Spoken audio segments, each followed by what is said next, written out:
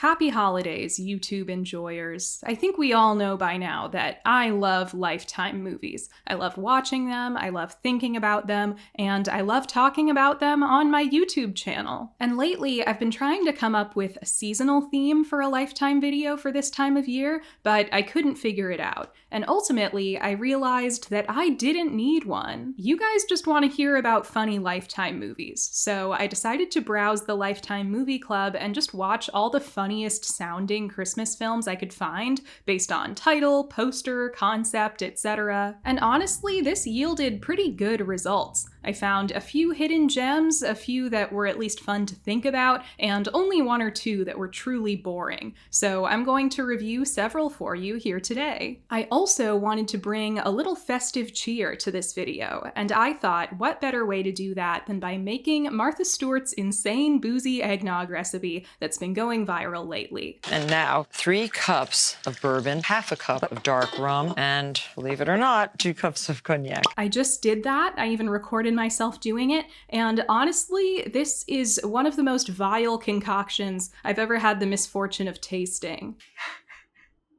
2 shots of vodka? It's really the egg whites that ruin it. She has you add a bunch of stiffly whipped egg whites to it at the end, and that creates this like chunky, gloppy, eggy texture just floating on the top, essentially. So that's my recommendation if you make it. Skip the egg white step. But without further ado, let's get this show on the road. A Golden Christmas follows selfish, frigid federal prosecutor Jessica, who returns to her childhood home after years of avoidance following the death of her husband. There, she learns that her parents have sold their beloved Christmassy home to Michael, a local nice guy single dad. This enrages the cruel Jessica, who, despite never having told her family she was interested, feels entitled to the house herself. She starts sabotaging Michael's attempts to claim the house that he legally owns because she's a terrible person. Meanwhile, a golden retriever is trying to get Jessica and Michael to remember that they had a Star Wars-themed fling together one magical summer as children. I was immediately attracted to A Golden Christmas due to the concept.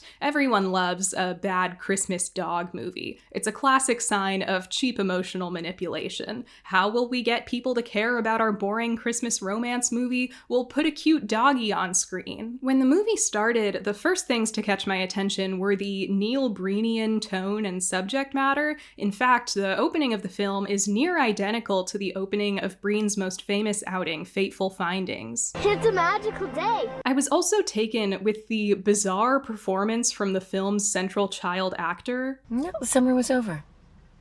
That's sad, Mom. He was your best friend. There's just something a little odd about him. I loved it. It'll make you happier to live here, won't it? Then, once Jessica reunites with her family, the film becomes oppressively unpleasant. Everyone in this family seems to hate each other deeply, and I don't think that was intentional on the movie's part. We're clearly supposed to understand that there's some tension due to Jessica distancing herself from the rest of the family for the past few years, not attending family Christmases and whatnot, but the resentment seems to go further than that. Right off the bat, Jessica and her sister are mocking each other's professions. You know, we don't all have the luxury of being a free-spirited shrink. Ooh. Huh. Oh, I'm sorry, what's a holistic therapist? Her mother guilt trips her constantly. And by the way, that thinly veiled guilt just now about me not being around, I got that too. That was no veil, sweetheart. Thin or otherwise. Both the revelation that the house has been sold and the revelation that Jessica had secretly intended to buy it go over like lead balloons. We sold the house.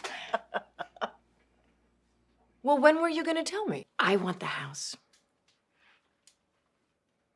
What? The movie tells us that the family members love and like each other, but it just doesn't feel that way. I told you about this a year ago. Why didn't you say something? You didn't have an offer then. Well, an offer from you would have been helpful. For those of us who decided to become colossal disappointments and not become lawyers. You are not a colossal disappointment, sweetheart. Well, thank you, Mom. That is very nice. It's honestly a little uncomfortable to watch at times. The dysfunction feels so realistic. It's nasty. movie. I don't like any of these people. But like I mentioned, it's the protagonist who's the most difficult to engage with. She spends the bulk of the film just inhumanly awful. She hates everyone and everything. She doesn't seem to ever think of the needs or feelings of others. She's mean constantly. I don't know if it's an acting problem or a writing problem or a direction problem, but virtually every word that comes out of her mouth, even in scenes where I don't think she's supposed to come off rude, sounds passive-aggressive. Well, hello there. Just who I was looking for. I realize that most protagonists start out necessarily flawed, but this one is too much for me. I hate this woman. I don't want her to realize her dreams or get the guy in the end.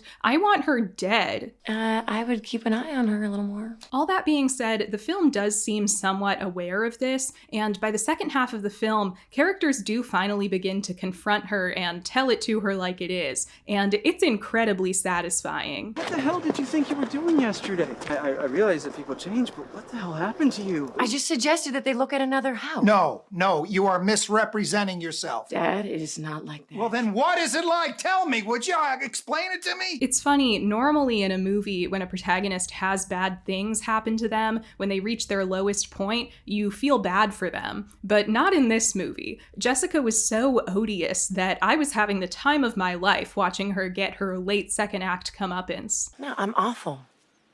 Jess.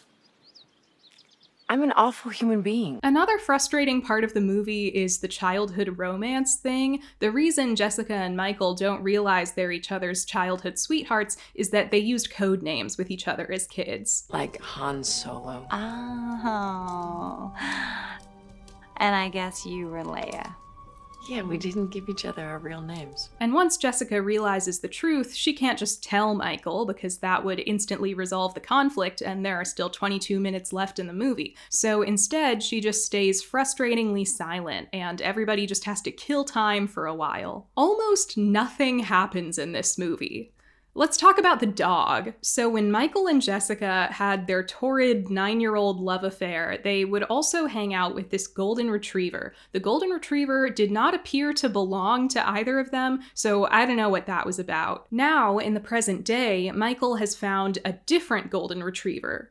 Or has he? It's rather heavily implied by the film that it is somehow magically the same golden retriever, despite 30 years having passed. It's a magical, immortal Christmas golden retriever. Well, it's just that we used to play with this dog that looked just like her.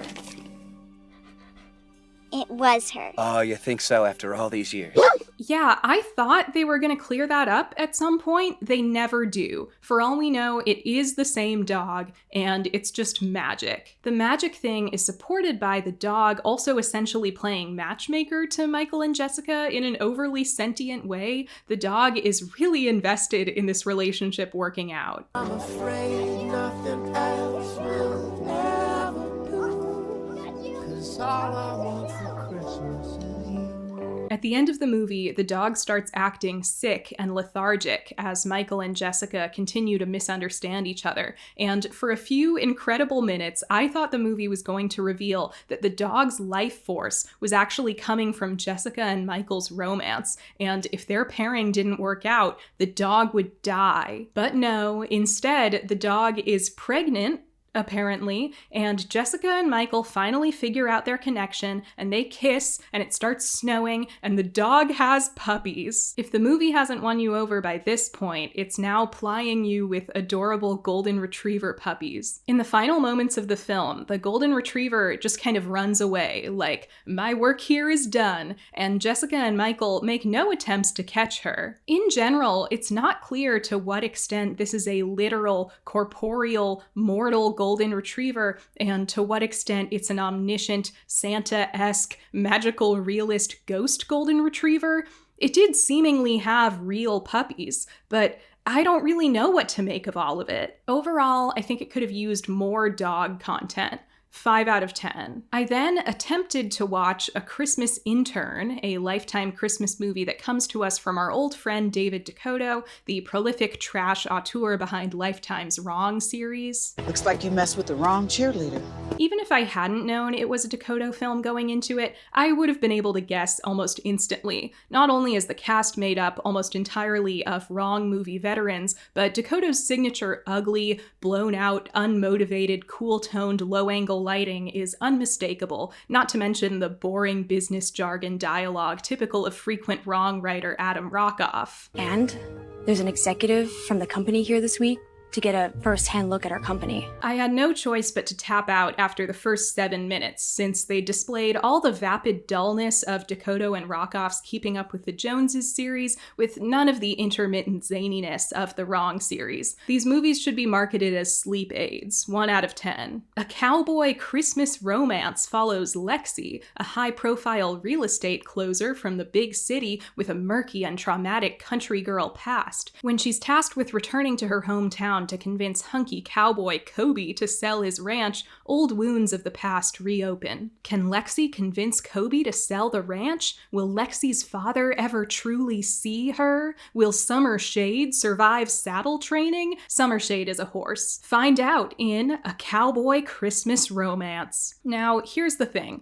I went into A Cowboy Christmas Romance fully prepared to just point and laugh at whatever ridiculous country Lifetime scenario it cooked up. And then, very early on, I realized that it was actually kind of good. It's not the greatest movie ever. It probably wouldn't work outside of a Lifetime Christmas movie context, but for what it is, it's one of the more mature and convincing television Christmas movies I've seen. The characters are pretty believable and grounded. They have actual chemistry. I was downright digging their meet cute. It's kinda hot. Hey, what's your name? They don't even know each other's names. Our protagonist is estranged from her father because of his old school rancher misogyny. You cut me out of my family legacy for being female, and you're willing to forgive me. That's not what happened. Ranching's men's work. It's not for you. The plight of female ranchers is a major theme in the movie, which again is just more mature and modern than I was expecting from something like this. The movie was written by Sarah Drew. That Sarah Drew, the actress from Grey's Anatomy and lots of Lifetime movies. Apparently she writes them now, and I think she has a bright future in the field. This is an above-average TV Christmas movie script. It did feel kind of personal. It made me wonder if she herself has some overlooked ranch hand's daughter backstory, but maybe she's just a good, empathetic writer. Of course, the elephant in the room, if you're the same type of crazy that I am, is that our lead actress is Jana Kramer, star of modern camp classic Country Crush, and she does a good job, even if she doesn't get to sing in this movie. And again, I even liked the love interest and central relationship in the film, which is impossibly difficult for one of these movies to accomplish. Generally, the central couple in a low-budget Christmas romance film is boring at best and red flag-ridden at worst. I do think one advantage Lifetime tends to have over Hallmark in the TV Christmas movie game is that they're less afraid to get a little steamy. I might have said this about the Taylor Swift-inspired Lifetime Christmas movie from last year, too. Hallmark is so chaste and cookie-cutter, and therefore lame in a way, versus Lifetime, which allows sex and other potentially messy elements of real life to exist in their movies. Especially in the romances, it can make them feel more grounded and less out of touch. And if they source a decent script and actors with chemistry, you've got yourself a movie going. You take this home, throw it in a pot, add some broth, a potato, baby, you got a stew going. Something that almost transcends the medium of the TV Christmas film. I think if you're someone who watches these movies with an open mind and genuinely looks out for Hallmark or Lifetime Christmas movie hidden gems, you will like A Cowboy Christmas Romance. I give it 8 horse girls out of 10. The Holiday Fixup follows interior design influencer Sam, again played by Jana Kramer, who returns home for the holidays and reconnects with her ex-boyfriend while fixing up a charming small-town Holiday Inn with him. I have very little to say about the Holiday Fixup. I liked that it was about an influencer because that's always fun to see Lifetime depict. Just document everything. Use a good filter. Natural light when you can. I liked this moment where she's just reading a book called Monetizing Your Social Media. The love interest in the movie is named Coop, like short for Cooper, presumably. But at first, I thought characters were calling him Goop. Hey, Coop. Oh, hey, Mary. I thought his name was Goop. And that was pretty fun when I thought that. I liked the protagonist's evil gay boss. Well done, Sam. I told you, if you went home, you would get those social media numbers up, didn't I? And I was sufficiently surprised by the Ryan Seacrest cameo. And I think this is the first Lifetime movie I've ever seen that mentions the concept of shipping. So that's novel, at least. And everyone is shipping you and Coop? But it's quite a cookie-cutter Lifetime Christmas movie. There's not much to say. I give it 6,000 Instagram followers out of 10,000. The Flight Before Christmas stars former Temp Jeopardy host and outspoken genocide supporter Mayim Bialik as Stephanie, a big city workaholic whose boyfriend dumps her right before Christmas. Stephanie decides to fly home to the East Coast at the last minute, but her flight is rerouted due to bad weather. This leads to her meeting Michael, a big, square-headed, deep-voiced man whose girlfriend isn't right for him. Don't bring that green and blue tie. What's wrong with it? It's my favorite tie. These two hate each other at first, but once they're forced to share the honeymoon suite in a charming small-town bed and breakfast and spend a night together at the Charles Peak Christmas Eve dance, they each start to think the other may not be so bad after all. I don't have much to say about The Flight Before Christmas either. It's an entirely predictable entry to the TV Christmas film genre. I was not a huge fan of either of the main characters. I understand that the enemies to lovers thing is popular in these movies and in the romance genre in general, but their constant bickering and annoyance with each other was more grating than endearing. If you want to watch two unpleasant people be mad at each other and do boring stuff, you'll love this one. If you're normal, you'll turn it off after the first 20 minutes. I'm often troubled by how people eat in these movies. Don't get me wrong, I think the holidays are a great time to eat a lot of food, and I love sugar as much as the next gal, but at one point in the movie, our couple go out to breakfast, and they decide to accompany their big stacks of pancakes with 2 cups of hot chocolate. Can we get 2 hot chocolates, please? Of course. With extra marshmallows. Pancakes and hot chocolate for breakfast. My tummy would hurt. I give it 2 magical old man stock characters out of 5. Christmas on the Alpaca farm follows Jess, a high fashion knitwear designer who quits her job at a big city fashion house for being too soulless about sweaters. Jess decides to try her luck designing a line of sustainable sweaters for a nationwide fashion design contest. To accomplish this, she of course has to go in person to a charming small-town alpaca farm run by the hunky Andrew and stay there for a number of weeks, during which she falls in love with him and bonds with his adorable daughter. Christmas on the Alpaca farm is a perfectly competent execution of its premise. It's not wildly funny or surprisingly successful like something like a Cowboy Christmas Romance, but it works. Viewers drawn in by the title will likely be satisfied by the ensuing film. The one thing that didn't work for me had to do with the role knitwear played in the film. I actually really liked the fashion conflict the film established early on, where Jess's evil boss rejects an order of sweaters from Andrew's alpaca farm specifically because they've been knit with too thick of a yarn weight and are thus chunky, and she only wants thin, fine knits at her fashion company. Our sweaters are made of thinner yarn, maybe even lace weight. They're light, they're draping. Luxury. I liked this partly on a personal level because I tend to prefer a chunkier knit over a fine one, but also because I thought it was kind of realistically reflective of the problems with commercial knitwear these days. I'm not the first person to point it out, but it's virtually impossible to find knitwear in modern big-name stores whose materials, warmth, longevity, and overall quality rivals that of knitwear that was widely available 20 or 30 years ago. Quality has gone down while prices have not, and and this is often most immediately apparent in the actual thickness and bulk of the piece. This beautiful vintage sweater is 100% alpaca.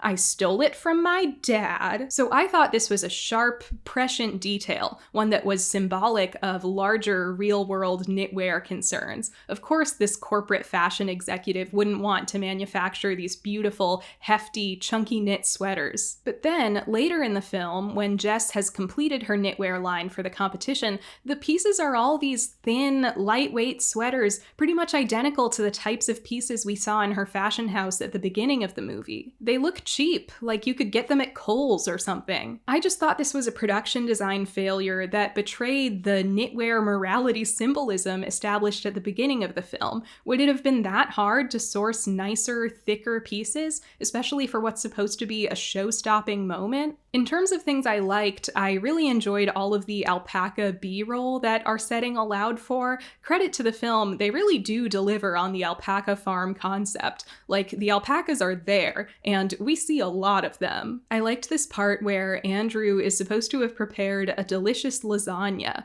but they show us a close-up and it looks like the driest lasagna you've ever seen. That's a lasagna that had been sitting around on set for like 8 hours. The fashion contest that Jess enters is run by a fictional chain of department stores called Clemington's, and when Jess wins, spoilers, the owner of the business calls her personally to give her the news. And, Jessica Hilliard. Yes? This is Beverly Clemington calling. How are you? Beverly Clemington of the Clemington's department stores. And he talks like that. Fabulous. I wanted to be the first to congratulate you on being the winner of this year's Runway to Christmas competition. I just thought this was an inspired character and an inspired performance. I wish he'd been in the movie more. Your sweaters are absolutely stunning. The entire team was just blown away. Overall, I would give Christmas on the Alpaca Farm 6.5 skeins of alpaca fleece out of 10. Everybody put in your hair extensions and touch up your cheek filler, because it's time for Ladies of the 80s, a Divas Christmas. This bizarre Lifetime outing follows 5 aging soap opera stars reuniting for a live Christmas special of their once popular show. The reunion results in all manner of drama and secrets coming to light. Also, there are 2 boring young people working on the production side of the show who have to realize they're in love in a very boring way. So naturally, I was intrigued by the title and premise of this one. I mean, how meta and unique for one of these films, right? And I do honestly love stories like this. I like group of people reunite after many years and open old wounds stories. They intrigue me. I saw a great film a couple years ago at the BFI Flair Festival called The Fabulous Ones that Ladies of the 80s actually reminded me of a great deal. It's about these aging trans women who assemble at a house together after many years to conduct a seance for their dead friend whose soul isn't at rest. It's unique and atmospheric, and it's stuck with me since seeing it, in some ways for reasons I can't quite put my finger on. This year I watched Eddie and the Cruisers for the first time, which is a corny 80s movie about a blatant Bruce Springsteen knockoff rock star who died mysteriously in the 60s, and the reunion of his bandmates 20 years later. It's not an amazing movie, but it has some interesting ideas in it, and it's very charming in its way. So I was expecting to love this story about these actresses from the golden age of soaps with all their past drama and rivalry reuniting and hashing it out. But the movie was honestly a pretty big disappointment. It starts out okay. There's all this low-hanging but not completely unfunny humor poking fun at soap opera conventions. And who could forget moments like these? How dare you? How could you? Go to hell. I do wish they'd dug a little deeper. There are so many funny observations to make about soap operas, and if anything, women bitch-slapping each other is like the tiredest, most stereotypical one you could go for. But the film very quickly lost me regardless. Here's the biggest problem. Early on in the film, I had to do a little research on it to make sure that it wasn't a sequel or spin-off to an existing movie or TV show, because immediately there is so much background information that it feels like we haven't been privy to. I think the movie has a big problem with telling over showing, because there is so much lore and we're getting it all through exposition, characters verbally saying it to each other, or an entertainment news report telling us. It doesn't really feel like we're seeing and feeling and understanding that lore. It feels more like a recap of something we're already supposed to know, which is why I briefly assumed it was a sequel to something I hadn't seen. The Great Lakes and how I am the center of the show. And you have the 5 Emmys to prove it. And we started on the show together. She took me under her wing. She was like a mother to me. But you know, it's not every day that someone gets a child actor to star in their movie. You're a soap star child actor. I mean, say what you want about Eddie and the Cruisers, but we see the whole past story happen in that movie. There are 2 timelines. We're seeing the flashbacks. So when characters are emotional about the past in the present, we understand. We were there too. So that's the first problem. From the beginning, we just don't have an entry point into the story. It feels like it's carrying on without us somehow. But the other problem is that the movie is just boring. Almost nothing happens in it. There are no real stakes. There's one conflict between 2 of the women that is finally anticlimactically resolved when one of them admits to sleeping with the other's husband years ago, and the other woman doesn't even give a shit. Actually, I'm glad you never told me. You are? I don't expect these movies to have crazy stakes. I get that part of the selling point of TV Christmas movies is that they're light and frothy and comforting, but I at least need something of note to be happening, something to keep me invested. Okay, ladies, in this scene, you're sitting around drinking mulled wine. In this scene, you're sitting around giving this boring girl relationship advice. In this scene, you're sitting around rehearsing your boring soap opera. In this scene, you're sitting around giving each other Christmas presents. Like, my God! And it pretty much all takes place in one location, so there's not even any visual variation. I noticed at one point that they never show you any crowds. Even in scenes where they're telling us there's an audience, we don't get to see the audience. You don't even really see people just around, like at a store or a restaurant or anything, which makes the entire movie feel not only really cheap, but kind of unsettling. It's like these 5 women and their boring producer and director are the only survivors of some apocalyptic event looming just off screen. I had a little bit of fun when the ladies decide to give the director girl a makeover. Everyone loves a makeover montage, and the women's advice is kind of fun. But overall, it's a truly boring and strange movie. I wouldn't recommend it to anyone, really. I give it 1 blonde wig out of 4. That being said, the film did have a title song, which was very exciting.